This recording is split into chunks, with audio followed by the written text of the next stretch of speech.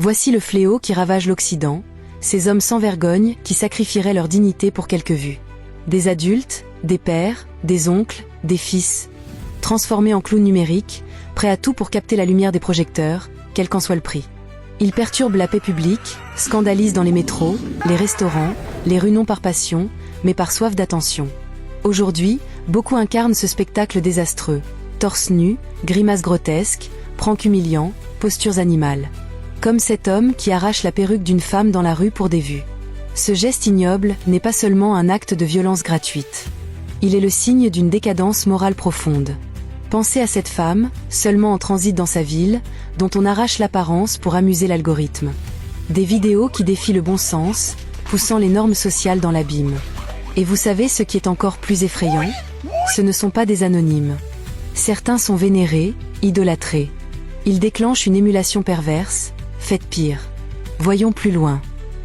Ce ne sont plus des pranks, mais des simulacres toxiques d'humanité, des actes qui déshumanisent.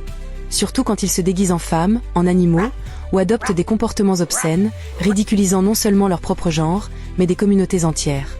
Par exemple, une posture animale faite en public n'est pas seulement grotesque. Elle cautérise les préjugés, elle renforce les stéréotypes sur les personnes de couleur à une époque où le combat contre le racisme est vital. Cela dépasse le simple spectacle. C'est une attaque contre notre sécurité émotionnelle et publique. Les psychologues alertent. Ces vidéos peuvent raviver des traumatismes, déclencher des crises d'anxiété et réduire la tolérance dans les espaces communs. Les victimes deviennent parfois impuissantes face à cette invasion. Sur Reddit, plusieurs témoignages dénoncent ces pranks publics qui sont des crimes, provoquant panique, confusion, voire violence. Ceux qui les applaudissent ne voient pas le prix que nous tous payons. Une femme stressée dans le métro, un employé qui va au boulot, un client qui essaie de respirer. Soudain, ils sont confrontés à un show grotesque qu'ils n'ont pas sollicité. Et pire, les influenceurs encouragent cela en clamant que c'est de l'humour, comme si provoquer un trouble à l'ordre public était un acte créatif. Il y a urgence.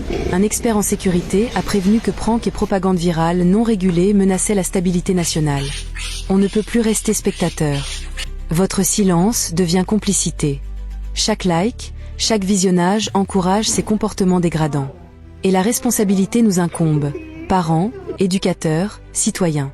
Le vrai courage, ce n'est pas reproduire ces pitreries. C'est les dénoncer. C'est protéger ceux qui ne demandent qu'à vivre paisiblement, sans être harcelés pour le moindre clic. Le futur se construit maintenant.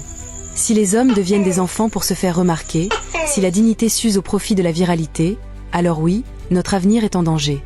Mais si tu réagis, si tu commentes, si tu partages cette vidéo, si tu contribues à un consensus éthique, alors peut-être que d'autres comprendront que gagner des vues ne vaut jamais le coût d'une vie normale, d'une femme en paix ou d'un métro sans chaos. Le monde inversé n'a qu'un choix, s'arrêter avant de ne plus jamais pouvoir.